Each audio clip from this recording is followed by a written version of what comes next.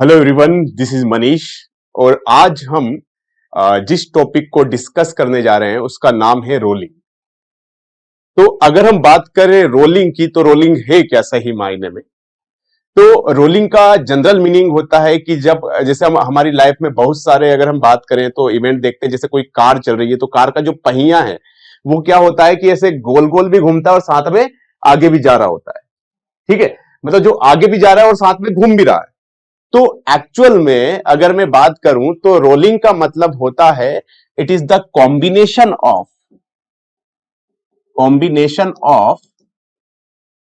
Pure translatory and pure rotational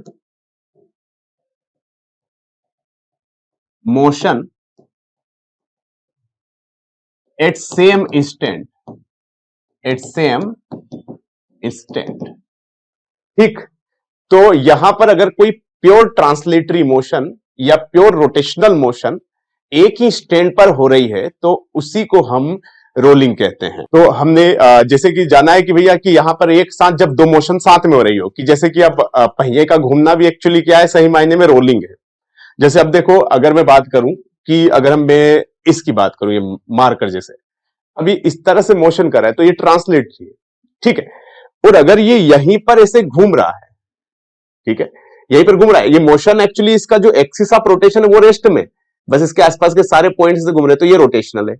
और अगर एक ही स्टैंड पर ये आगे भी जा रहा है और साथ में क्या हो रहा है, घूम भी रहा है, तो ये रोलिंग।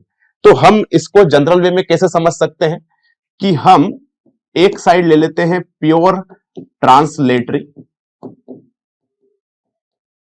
ठीक, और उसमें प्लस कर देते हैं प्योर रोटेशनल, और इन दोनों को हम कंबाइन करने के बाद जो हमारा रिजल्ट निकलता है उसी मोशन को हम क्या बोलते हैं, रोलिंग। ठीक है, तो अगर मैं बात करूं यहां पर प्योर ट्रांसलेटरी, तो अब देखो प्योर ट्रांसलेटरी क्या होता है कि सपोज कीजिए ये हमारा एक पहिया है। ठीक है, इसके हम कुछ पॉइंट्स हम बना देते हैं, अभी मैं बनाने वाला हूं, तो इसके पॉइंट्स हम कुछ इस तरह से कुछ अलग अलग कलर में डिजाइन कर लेते हैं। इस पॉइंट को मैं ए नाम दे रहा हूं, ठीक है, इस पॉइंट को मैं यहाँ पे बी नाम देता हूं, इस पॉइंट को मैं यहाँ पे सी नाम देता हूं, और इस पॉइंट को मैं यहाँ पे डी नाम देता हूं।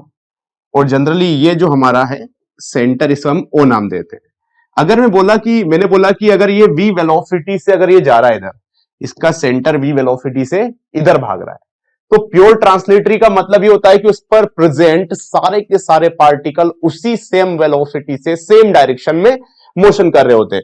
कि अगर यहां पे ये ओ वी से भाग रहा है तो ए बी किससे भाग रहा है, वी से, डी बी किससे भाग रहा है, वी से, सी बी किससे भाग रहा है, वी से, और डी बी किस वेलोसिटी से भाग रहा है, वी से।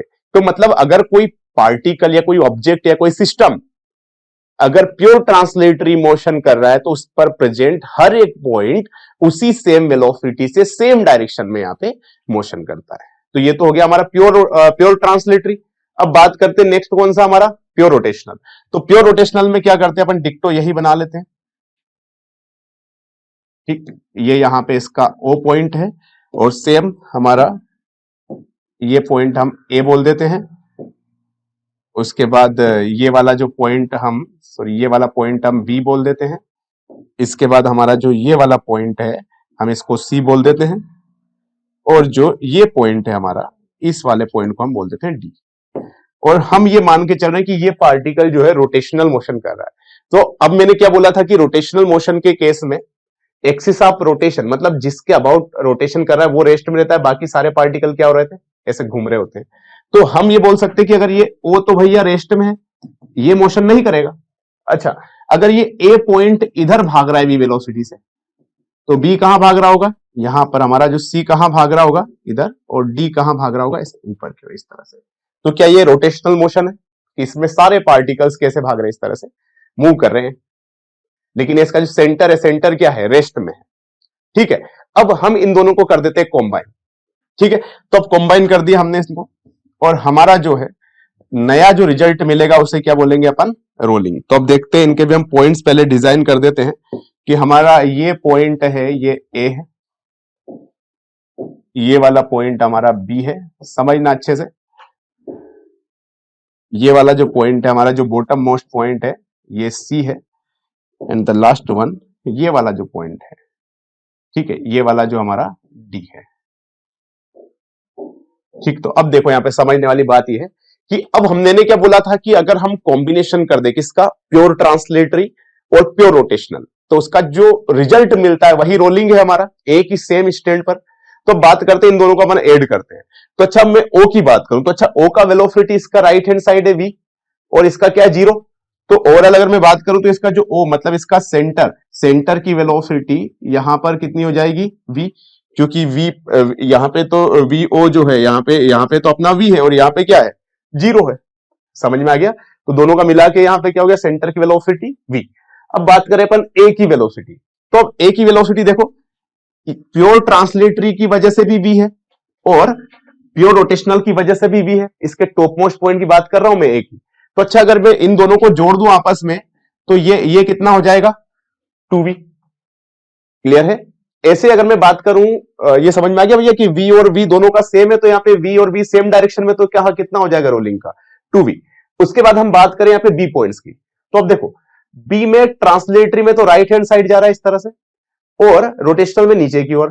तो अगर यहां पर एक इधर है और एक इधर है, ठीक है, तो इनका जो रिजल्टेंट निकलेगा तो इस वी बी को अपन ऐसा लिख सकते हैं, जब भी दो वेलोसिटी या दो सेम वेक्टर अगर परपेंडिकुलर हो तो उसका जो रिजल्टेंट कितना आता है हमारा √2v। जनरली हम जानते हैं रिजल्टेंट का फार्मूला पढ़ा ही अपन ने, √1 plus v2 plus 2v1 v2 cos theta, और यहाँ पे v है तो 90 डिग्री cos 90 वैल्यू 0 होती है, तो ये आ जाएगा आपका √2। इन जनरल अपन पढ़ते हैं ये, ठीक है। अब यहां से बॉटम मोस्ट पॉइंट की, अब देखो बॉटम मोस्ट पॉइंट में एक राइट में जा रहा है और एक लेफ्ट में, मतलब दो अपोजिट में, एक राइट में है और एक लेफ्ट में, अगर दोनों को मैं ऐड कर दूं तो कितना हो जाएगा 0। तो यार यहां पर अगर मैं बात करूं तो ये सी पॉइंट पे जितना इधर है उतना ही इधर है, तो v से v ये कैंसिल आउट, तो अपन ये बोल सकते हैं कि vc की वैल्यू कितनी हो जाएगी यहाँ पे 0, vb की वैल्यू कितनी आ जाएगी यहाँ पे √2v, और अगर मैं बात करूं va की वैल्यू ये कितनी आई अपनी 2v।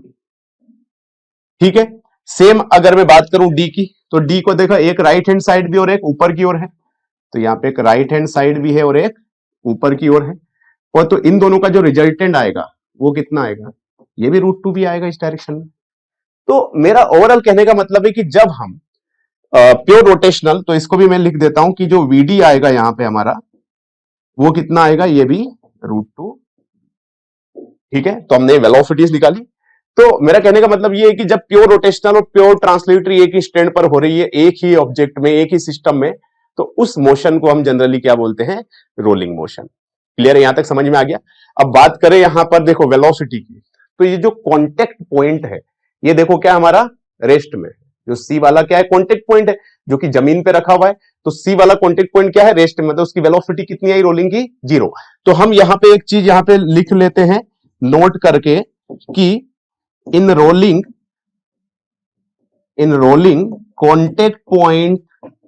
contact point will remain at rest। मतलब जो रोलिंग के केस में जो हमारा कांटेक्ट पॉइंट है वो कैसा रहने वाला है, रेस्ट में रहने वाला है। देखो अभी बड़ा एक चमत्कारिक चीज है कि कांटेक्ट पॉइंट हमेशा क्या हो गया, रेस्ट में। तो मेरा कहने का मतलब है कि जब भी अगर कोई रेस्ट में, तो इस पर कोई काइनेटिक फ्रिक्शन नहीं लगता, लेकिन स्टैटिक फ्रिक्शन लगता है। मैं अपन बात करेंगे आगे फ्रिक्शन वगैरह में इसके बारे में। तो यहां तक का क्लियर है आपका। अब मैं बात करूं इसकी काइनेटिक एनर्जी ऑफ रोलिंग। ठीक है, तो अगर मैं बात करूं काइनेटिक एनर्जी ऑफ रोलिंग,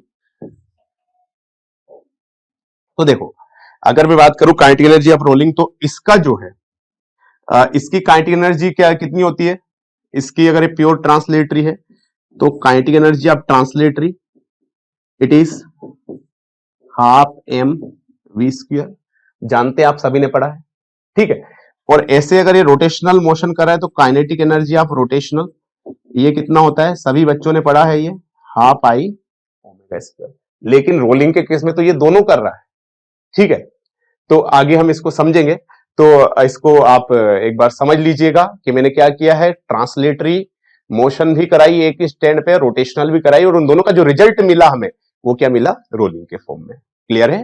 तो चलिए हम आगे बढ़ते हैं नेक्स्ट स्लाइड में। तो नेक्स्ट जो है, this is kinetic energy in rolling. Kinetic energy in rolling, समझिएगा कि काइनेटिक एनर्जी रोलिंग क्या है। कि अब देखो हमने बोला कि भैया ये ट्रांसलेटरी प्लस रोटेशनल इस इक्वल टू क्या हो गया हमारा, रोलिंग। ठीक है, तो अब देखो ट्रांसलेटरी की मैं बात करूं तो ट्रांसलेटरी काइनेटिक एनर्जी क्या क्या पढ़ते हैं अपन, हाफ एम वी स्क्वायर, ठीक है, plus rotational kinetic energy half I omega square. तो ये सभी जानते हैं कि एम यहां पे मास है, वी यहां पे लीनियर वेलोसिटी है, ओमेगा यहां पे एंगुलर वेलोसिटी और आई यहां पे मोमेंट ऑफ इनर्शिया, सभी को पता है। तो ये जो रोलिंग के लिए, तो this is the kinetic energy of rolling. Clear है। तो अब इसको अपन जनरल इक्वेशन में लिखें तो अपन बात करें इसको, के रोलिंग इज इक्वल टू, ये तो कितना हो गया, half M V square plus half I omega square. अब देखना यहां पे समझने वाली बात ये है, के रोलिंग बराबर half M V square plus, अच्छा मोमेंट ऑफ इनर्शिया, ये सभी जानते हैं कि मोमेंट ऑफ इनर्शिया, किसी भी मोमेंट ऑफ इनर्शिया को हम एम के स्क्वायर लिख सकते हैं, ये जनरली हमने पढ़ा है इससे पहले वाले टॉपिक में, ठीक है। और यहां पे जो के होती है, it is the radius of gyration, radius of gyration, इसके बारे में अपन ने डिटेल में पढ़ा है, ठीक है। तो अब ये तो रेडियस ऑफ गायरेशन, तो अच्छा जहां पर भी आई है उसकी जगह तो क्या रख देंगे, एम के स्क्वायर, ठीक है। और यहां से अगर मैं बात करूं ओमेगा एंगुलर वेलोसिटी को, तो अपन इसको लीनियर वेलोसिटी अपॉन रेडियस लिख सकते हैं, ये भी पढ़ा हुआ है अपन ने। तो अच्छा यहां पे इसको ओमेगा की जगह क्या रख दूं मैं, ओमेगा अपॉन आर का, सॉरी ओमेगा अपॉन आर नहीं, वी अपॉन आर का होल स्क्वायर, ठीक है। तो ये आ जाएगा यहां पे वी अपॉन आर का होल स्क्वायर। क्लियर है।